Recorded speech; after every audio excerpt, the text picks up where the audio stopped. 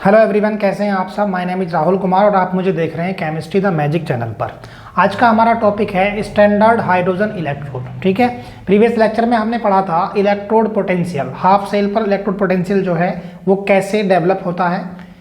Anode पर हमने देखा था कि वहाँ ऑक्सीडेशन हो रहा है, तो ऑक्सीडेशन की वजह से जो पोटेंशियल डेवलप होगा उसको कहेंगे ऑक्सीडेशन पोटेंशियल। वैसे ही कैथोड पर रिडक्शन होता है, तो रिडक्शन की वजह से वहाँ पर जो पोटेंशियल डेवलप होगा उसको कहेंगे रिडक्शन पोटेंशियल। ठीक है, आज हमें इलेक्ट्रोड पोटेंशियल को कैसे कैलकुलेट करते हैं ये पढ़ना है। ठीक है, तो चलो, कैलकुलेशन ऑफ इलेक्ट्रोड पोटेंशियल।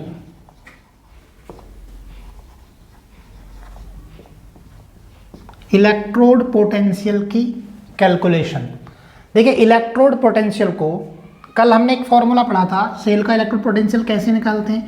देखो, किसी भी हाफ सेल का इलेक्ट्रोड पोटेंशियल कैलकुलेट करना, मेजर करना जो है वो पॉसिबल नहीं है। सेल पोटेंशियल को मेजर किया जाता है। सेल पोटेंशियल को मेजर करने के लिए formula E cell equal to E reduction potential of cathode minus E reduction potential of anode. ये फॉर्मूला हमने पढ़ा था कल, यानी E cell equal to E R minus E L.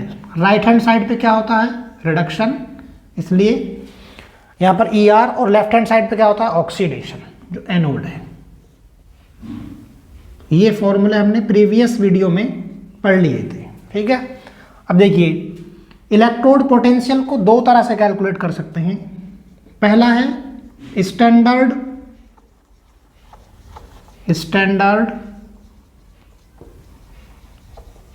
Electrode potential. मतलब अगर स्टैंडर्ड कंडीशन दी हुई हो तो वहां पर जो पोटेंशियल डेवलप होगा उसे हम स्टैंडर्ड इलेक्ट्रोड पोटेंशियल कहेंगे। इलेक्ट्रोड पोटेंशियल होता क्या है, जब किसी मेटल की रॉड को उसी मेटल के एक्वस सॉल्यूशन में डिप किया जाता है तो उस मेटल की रॉड और उस सॉल्यूशन के बीच जो पोटेंशियल डेवलप होता है उसी को क्या कहते हैं, हम इलेक्ट्रोड पोटेंशियल कहते हैं। तो अगर हम स्टैंडर्ड कंडीशन क्रिएट करें और वहां पर पोटेंशियल को, इलेक्ट्रोड पोटेंशियल को चेक करें, तो वो क्या होगा, स्टैंडर्ड इलेक्ट्रोड पोटेंशियल होगा।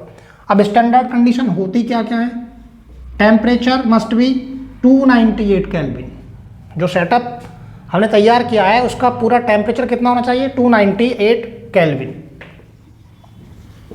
या 25 डिग्री सेंटीग्रेड। अगर डिग्री सेंटीग्रेड में देख रहे हैं तो कितना, 25 degree centigrade. Pressure must be 1 atm। अगर हमने कोई गैसेस इलेक्ट्रोड लिया है या कोई गैस का यूज कर रहे हैं हम, तो वहां पर उस गैस का प्रेशर कितना होना चाहिए, 1 atm। Concentration must be 1 molar या मोल पर लीटर। ठीक है, ये जो कंडीशंस हैं वो क्या हैं, स्टैंडर्ड कंडीशन है। और यहाँ पर अगर हम इलेक्ट्रोड पोटेंशियल को कैलकुलेट करेंगे तो वो क्या होगा, स्टैंडर्ड इलेक्ट्रोड पोटेंशियल, और इसको हम ई नोट से रिप्रेजेंट करते हैं,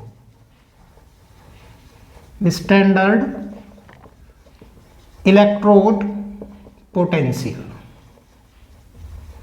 और इसे ही कैलकुलेट करने के लिए, स्टैंडर्ड इलेक्ट्रोड पोटेंशियल को कैलकुलेट करने के लिए हमें किसकी जरूरत पड़ती है, SHE, स्टैंडर्ड हाइड्रोजन इलेक्ट्रोड। ठीक है, स्टैंडर्ड इलेक्ट्रोड पोटेंशियल को कैलकुलेट करने के लिए C की जरूरत पड़ती है और आज यही हम पढ़ने वाले हैं। ठीक है, लेकिन अगर हमें इनमें से कोई सी भी एक भी कंडीशन अगर नहीं है, यहाँ पर टेम्परेचर 298 केल्विन से ऊपर है या नीचे है, प्रेशर 1 atm से कम है या ज़्यादा है, कॉन्सेंट्रेशन 1 मोलर से कम है या ज़्यादा है, अगर इस तरह की कंडीशंस हैं तो उसमें हम जो इलेक्ट्रोड पोटेंशियल होगा उसको क्या कहते हैं, non standard electrode potential. Non standard electrode potential. ठीक है, यहाँ पर टेम्परेचर 298 केल्विन के इक्वल नहीं होता, प्रेशर 1 atm से कम होगा या ज़्यादा होगा, मतलब कि 1 atm नहीं होगा। कॉन्सेंट्रेशन भी वो 1 मोलर नहीं होगी, कॉन्सेंट्रेशन 1 मोलर के इक्वल नहीं होगी। अगर इनमें से कोई भी कंडीशन, जो देखो यहाँ पर है, ये सारी की सारी कंडीशंस कौन सी स्टैंडर्ड कंडीशन है, अगर इनमें से कोई भी एक कंडीशन को फॉलो नहीं कर रहा है तो इसका मतलब ये यहाँ पर क्या होगा, वो नॉन स्टैंडर्ड कंडीशन ही होंगी। ठीक है, तो इस तरह के इलेक्ट्रोड पोटेंशियल को कैलकुलेट करने के लिए हमें नस्ट इक्वेशन की ज़रूरत होगी, और नस्ट इक्वेशन की हेल्प से हम नॉन स्टैंडर्ड इलेक्ट्रोड पोटेंशियल को कैलकुलेट कर सकते हैं। अभी हमें सबसे पहले पढ़ना क्या है, स्टैंडर्ड हाइड्रोजन इलेक्ट्रोड को पढ़ना है, SHE। ठीक है, चलिए उससे पहले इसका स्क्रीनशॉट ले लीजिए। ये शुरू करते हैं स्टैंडर्ड हाइड्रोजन इलेक्ट्रोड को। स्टैंडर्ड हाइड्रोजन, तो चलिए शुरू करते हैं स्टैंडर्ड हाइड्रोजन इलेक्ट्रोड को। क्या होता है ये, सबसे पहले कुछ मैं पॉइंट्स लिखवा रहा हूं यहां पर। It is a gas ion electrode.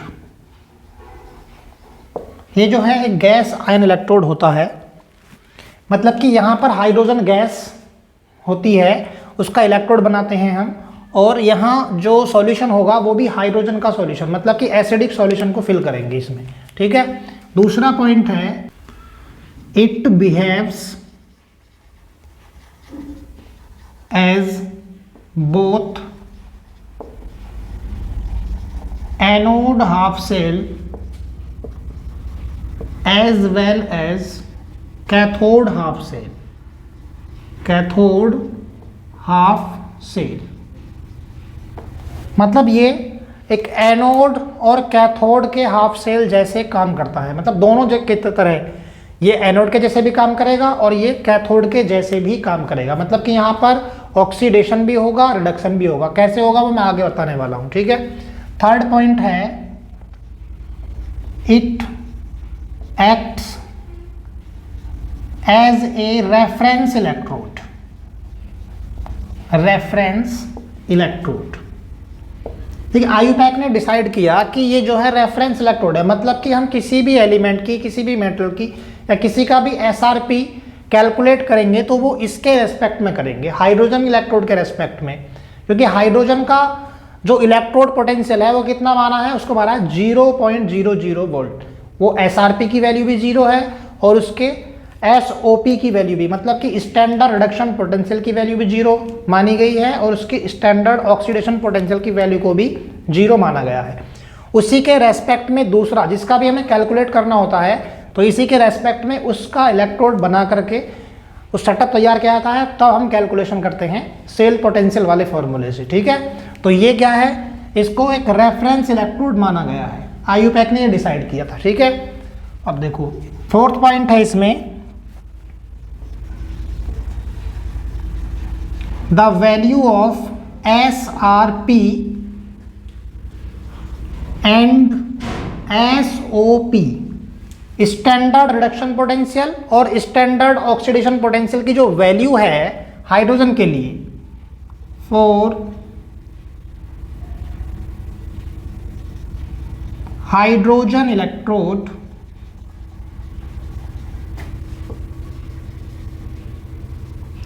is assumed to be 0,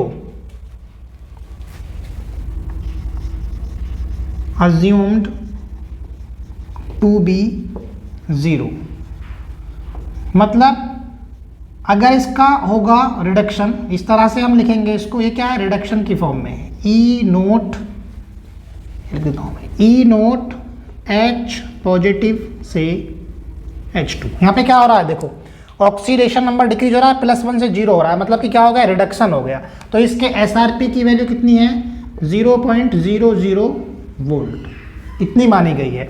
अगर इसके हम ऑक्सीडेशन पोटेंशियल की वैल्यू देखें, E नोट H2 1/H2 और यहाँ पर H पॉजिटिव, ये क्या हो रहा है यहाँ पर 0 से +1 ऑक्सीडेशन हो रहा है, तो इसकी भी वैल्यू कितनी मानी गई है, 0.00 वोल्ट। ठीक है, तो देखो ये स्टैंडर्ड हाइड्रोजन इलेक्ट्रोड क्या होता है, यहाँ पर सबसे पहले है it is a gas ion electrode, मतलब यहाँ पर ये अभी तक हमने जो इलेक्ट्रोड पोटेंशियल को पढ़ा था उसमें क्या कर रहे थे, एक मेटेलिक रॉड को उसी मेटल के एक्वा सॉल्यूशन में डिप कर रहे थे जिससे कि वहाँ पर एक पोटेंशियल डेवलप हो रहा था, उसको क्या कह रहे थे हम, इलेक्ट्रोड पोटेंशियल कह रहे थे। लेकिन यहाँ पर हमें हाइड्रोजन गैस और H पॉजिटिव एक्वस आयन मतलब कि एसिडिक सॉल्यूशन लेना है। तो ये कैसा है, गैस आयन इलेक्ट्रोड है, गैस आयन इलेक्ट्रोड है। सेकंड है it behaves as both anode half cell as well as cathode half cell. ये जो इलेक्ट्रोड है वो एनोड और कैथोड दोनों के जैसे काम करेगा, मतलब कि यहाँ पर ऑक्सीडेशन भी होगा और रिडक्शन भी होगा। The value of SRP and SOP, hydrogen की जो वैल्यू है SRP की और SOP की वो दोनों 0.00 वोल्ट है।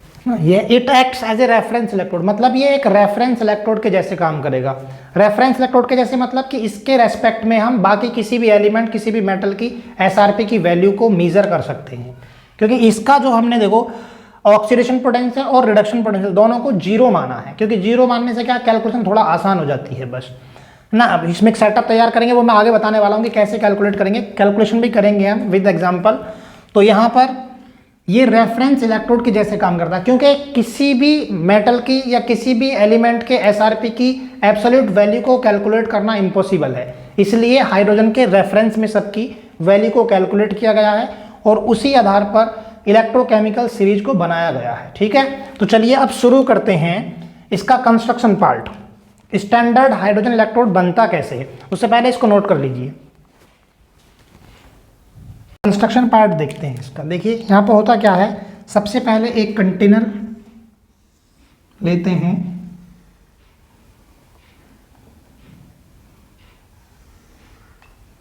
और यहाँ पर एक ग्लास ट्यूब को उल्टा करके लगाया जाता है।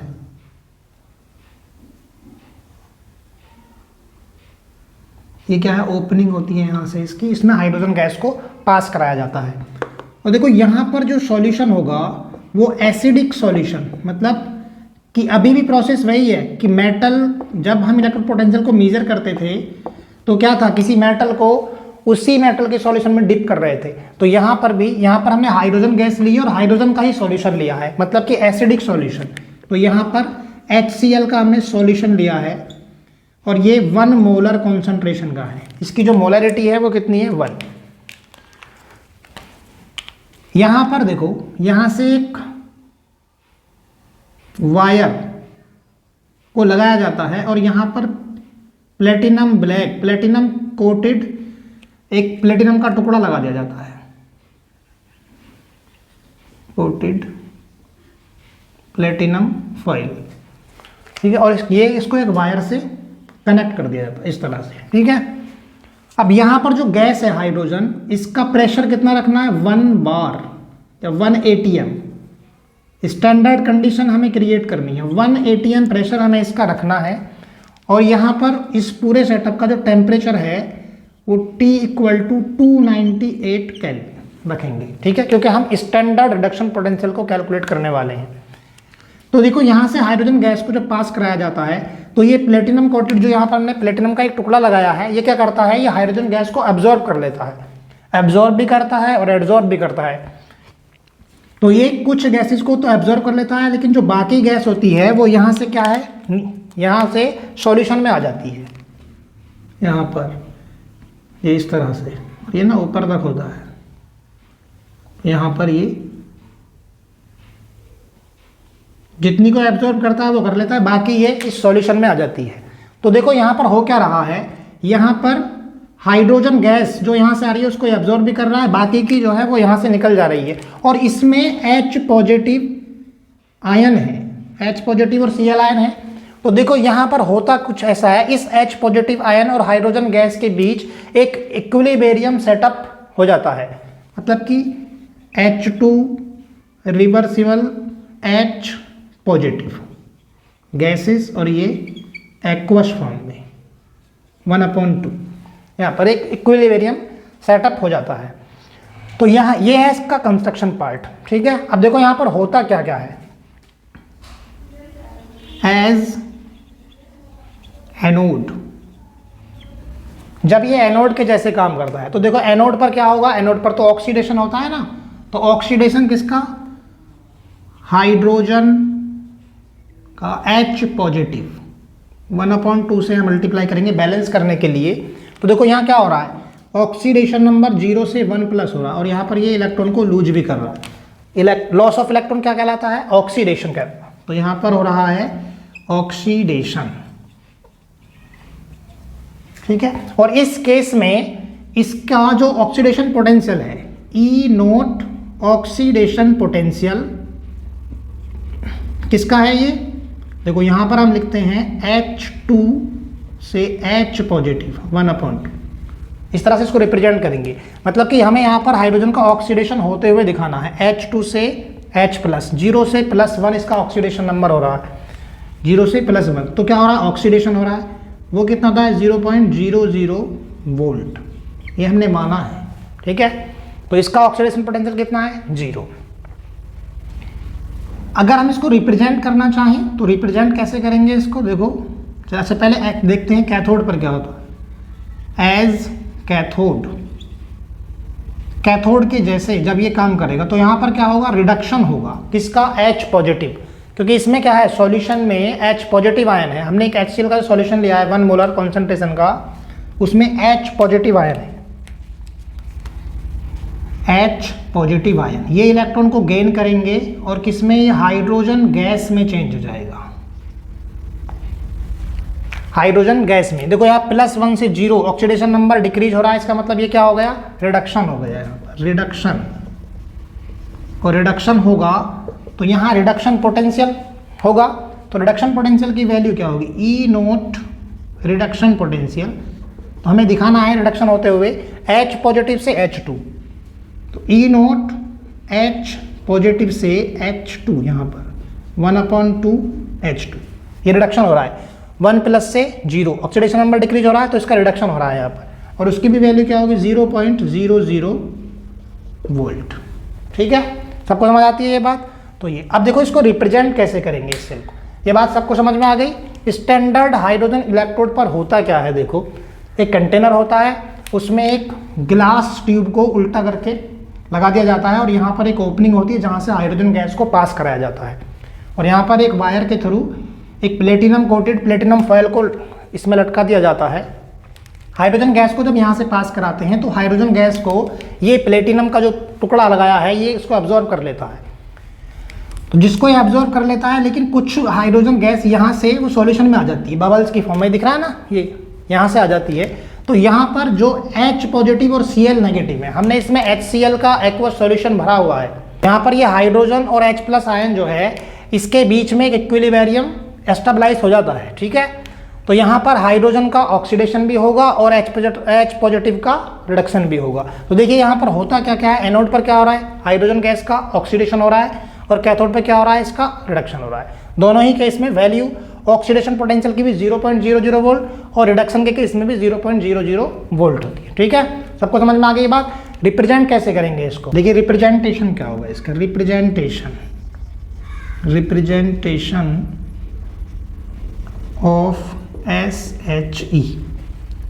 प्लेटिनम हमने यहाँ पर क्या लिया, प्लेटिनम का टुकड़ा लिया है, और देखो हाइड्रोजन गैसेस फॉर्म में है, तो यहाँ पर क्या लिखना पड़ेगा हमें, प्रेशर 1 atm। अगर हम स्टैंडर्ड कंडीशन के लिए लिख रहे हैं, कई बार यहाँ पर नॉन स्टैंडर्ड कंडीशन भी क्रिएट करके देता है क्वेश्चन में, लेकिन हम स्टैंडर्ड कंडीशन के लिए यहाँ पर लिख रहे हैं, और यहाँ H पॉजिटिव एक्वस सॉल्यूशन, तो एक्वस सॉल्यूशन है तो इसका क्या होगा, कॉन्सेंट्रेशन होगी यहाँ पर C, तो 1 मोलर, वो भी मैं स्टैंडर्ड कंडीशन में 1 मोलर कॉन्सेंट्रेशन को लिख रहा हूँ। तो इसको इस तरह से क्या है, रिप्रेजेंट, स्टैंडर्ड हाइड्रोजन इलेक्ट्रोड को यहाँ पर रिप्रेजेंट करते हैं इस तरह, ठीक है। देखिए यहाँ पर स्टैंडर्ड हाइड्रोजन इलेक्ट्रोड को बनाने के लिए क्या क्या चाहिए हमें, देखो यहाँ सबसे पहले तो ये गैसेस इलेक्ट्रोड है, गैसेस इलेक्ट्रोड, और यहाँ पर हमें HCl का एक्वस सॉल्यूशन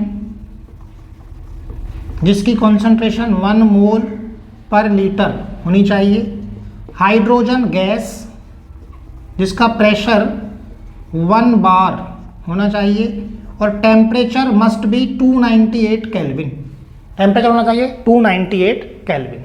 तो ये था आपका स्टैंडर्ड हाइड्रोजन इलेक्ट्रोड, ठीक है। अब देखो यहाँ पर अगर हमें इसका, अब देखिए हम जो किसी भी मेटल का या किसी एलिमेंट का एसआरपी कैसे कैलकुलेट करेंगे, तो देखिए इसकी हेल्प से हम इलेक्ट्रोड पोटेंशियल कैसे कैलकुलेट करेंगे। एसआरपी की वैल्यू, जितनी भी इलेक्ट्रोकेमिकल सीरीज में एसआरपी की वैल्यू दी हुई है वो सब स्टैंडर्ड हाइड्रोजन इलेक्ट्रोड की हेल्प से ही निकाली गई हैं। फॉर एग्जाम्पल अगर हमें Zn की वैल्यू निकालनी है तो हम क्या करेंगे, यहाँ पर इस वायर से एक वोल्ट मीटर को कनेक्ट करके दूसरी तरफ सेटअप लगाएंगे किसका, जिंक का। तो जब यहाँ पर जो वोल्ट मीटर में हमें रीडिंग मिलेगी, मतलब सेल पोटेंशियल जो मिलेगा यहाँ पर, जो अगर हम यहाँ एक वोल्ट मीटर लगाएंगे तो उस वोल्ट मीटर पर जो सेल पोटेंशियल की रीडिंग आएगी वही इसके रेस्पेक्ट में वैल्यू होगी, किसकी, जिसका हमने यहाँ पर निकालना है। जिंक का निकाल सकते हैं, किसी का भी निकाल सकते हैं। तो यहाँ पर सभी की वैल्यू को ऐसे हम करके देखने वाले हैं एग्जाम्पल से, तो और अच्छे से समझ में आएगा, ठीक है। लेकिन वो हम नेक्स्ट वीडियो में पढ़ने वाले हैं। आज के इस वीडियो में बस इतना ही। वीडियो अगर आपको अच्छा लगा हो तो वीडियो को लाइक करें, शेयर करें, हमारे चैनल को सब्सक्राइब करें। Thank you so much.